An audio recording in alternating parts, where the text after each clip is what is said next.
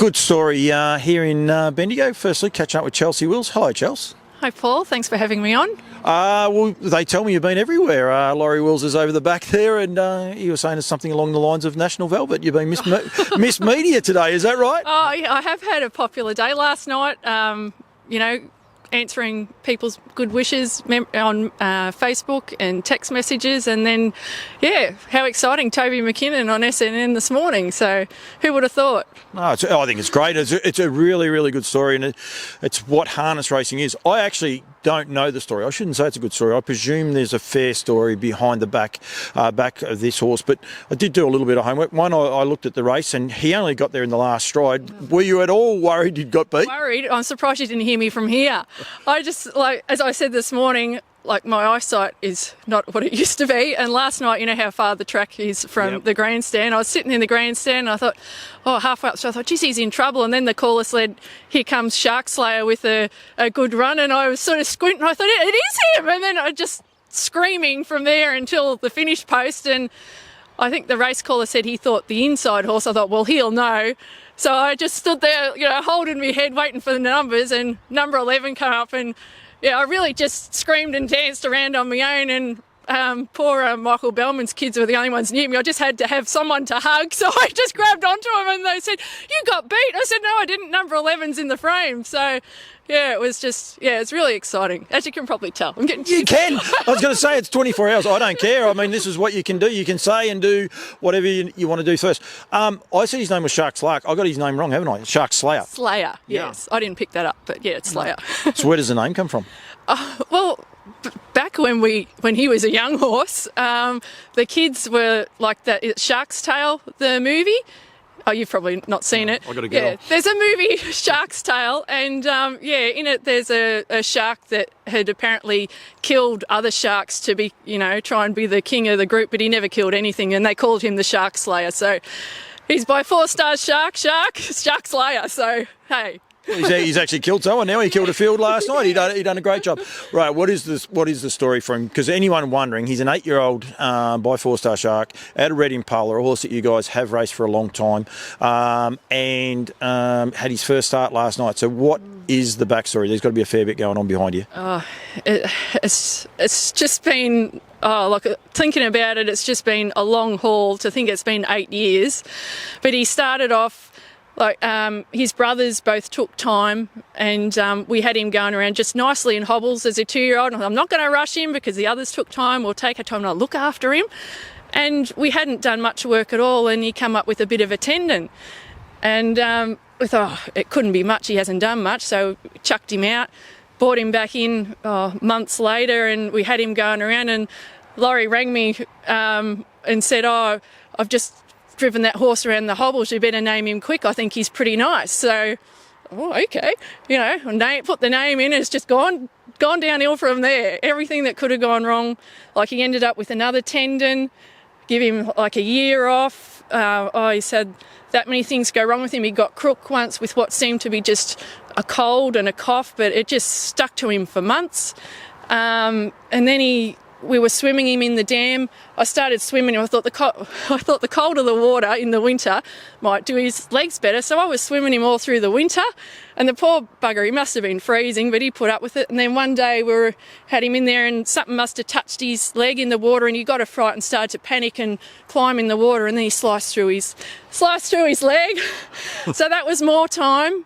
And then I was jogging and leading here one day. He was the horse I was leading. And the horse in the cart propped and shied at something in the bush down the back, and he got away from me. And of course, what did he do? They were just starting to do some fencing down the back, and he ran over the top of a gate laying on the ground and got hooked up, and then hurt his back. And then that's been 2 years, that issue. And it's just, I could go on. Do you know there's people listening right at the minute, and you're giving them so much hope, because they've got ones that, he's got himself injured again. That might only be up for the 3rd time. I think I counted roughly 8 incidents just then. Would that be fair? And that's probably just the half of, as I said this morning on the radio, I sacked him at the start of this year. I said to Laurie, I just can't take it anymore.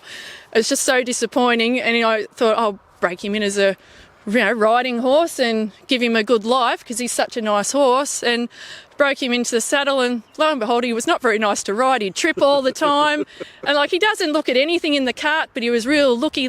I thought, no one's going to really want him like this, so back into work he goes, and here we are.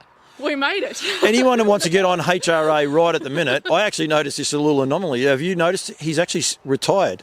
If you have a look at the form, you must have notified him that he was retired, and he's actually there as retired. I actually find it pretty funny. So the other two boys are retired, and it's got RET next to his name, which means. But I think it's a great story, that part. Don't worry about that. Does that mean I was allowed to race last night?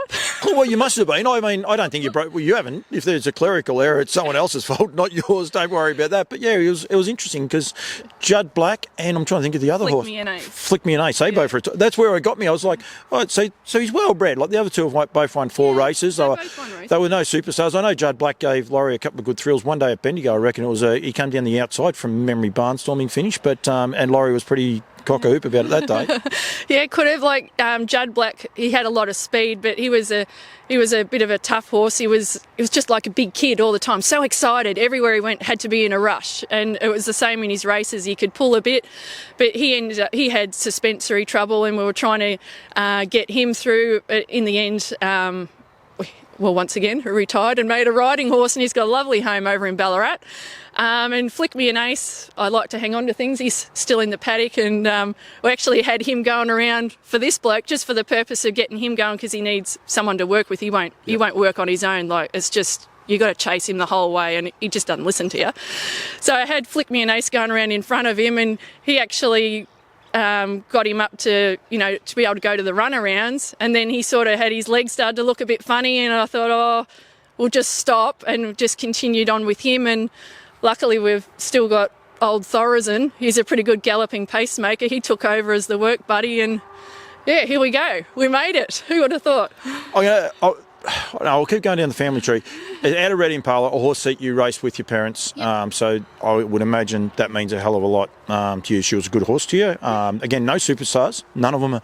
I don't think they have to be superstars to get a great buzz out of them, but no superstars. But she herself, I was looking at her breeding record, I think she bred 3 or 4, and then you had all sorts of issues with her and got no one else out of that family either. Well, her mother, Paris Project, her mother, like, I had the 2 foals, Red Impala and Templar Seal. Templar Seal was a lovely little horse. Like, he won his 4 back when it was up to a C4, and then you're in trouble.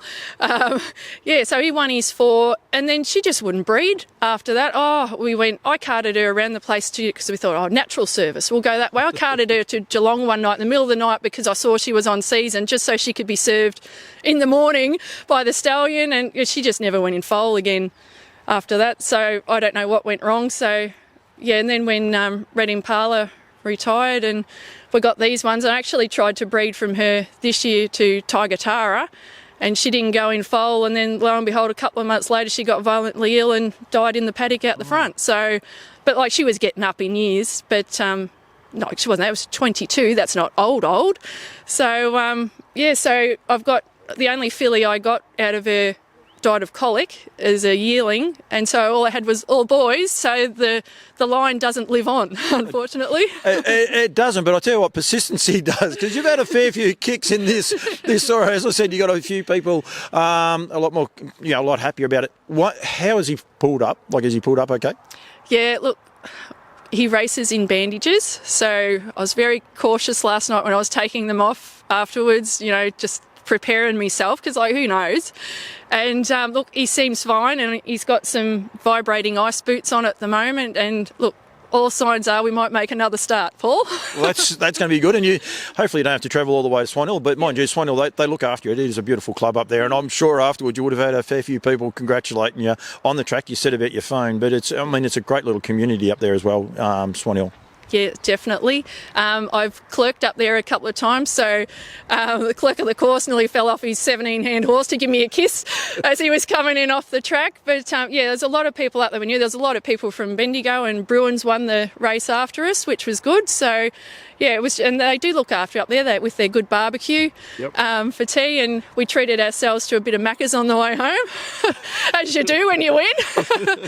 So, yeah. No, it was good, and Laurie obviously drove, and he's standing back. He doesn't get any limelight because clearly you do all the work and everything like that. We won't worry, but he did drive it a treat. Have a look how dark we're getting, but that's okay. It won't matter because it is getting a little bit later. Swan Hill actually have their stay-in tender on too. Anyone that is watching this, go to the Swan Hill Harness Racing Club if you want to get a service fee. There is actually... Oh, it's Lenny the Shark. I was going to say there's a 4-star shark. No, Lenny is actually available in that as well. The Clerk of the Coursing, something you've taken up just recently. You've been doing a bit of work at Bendigo, Swan Hill and a few others. Do you enjoy it? Oh, yeah. Look, it was my middle-age crisis. Always as a young kid at the races, I just admired them. Like, just watching them, how they went about it, and just, I don't know, I just thought that they were someone to be looked up to. And when all my horses weren't really doing much, which obviously for 8 years or 6 years since I started one, I thought, hey, if I'm not getting any younger, I'll give it a shot. So I spoke to a few people and they said, Kylie Harrison's the one to get onto. So I bought a couple of horses. I didn't have a lot to spend, so I'd been to the Echuca sales, and the first one put me in hospital. The second one just didn't turn out. Some people that advertise their horses as one thing and they're not, like, someone can get hurt, you just. So, and then luckily I got on to Tank over there, who's also from the Echuca sales, and he's just turned out, like, he's not perfect, and he's only been doing it for a year, like, as a, solid days instead of just one day here, one day there, and he's getting better all the time. So I'm just, like, sometimes I get anxious about, if something happens, am I going to be in the situation where I can't help someone? All these things go through my mind, but I just love doing it. And I love the social side, like all the drivers, you can help them out, if they're in trouble at the start, I just like helping them getting up there and, helping out with gear changes and stuff, but yeah. You love the industry, don't you? You're dead set. You honestly just love the industry. Yes, I do. Well, what else would you do with your spare time, Paul? I don't know. I don't know, but I think it's beautiful. I mean, my daughter's there smiling as well, and I think one, this bloke winning is a great story. I think being able to get a bit of the story about yourself, Chels. How long since you had a winner?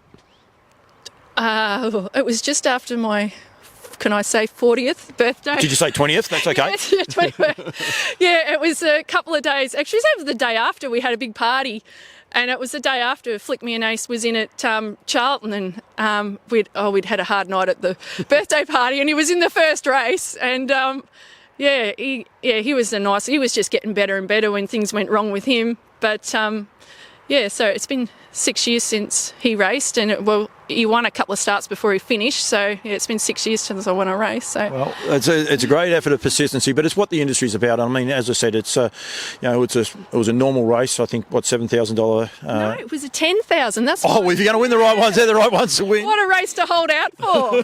And I've got to thank Laurie. I know he's standing over there in the background, but He hasn't driven since 2021. The stewards informed him last night. Did they vet check him? No, they didn't. But a horse like this that you've put so much time and effort into, like, he knows him as well as I do. Like, why would I put anyone else on? So it was just, it was a perfectly timed drive, and what a way to win it all together. So yeah.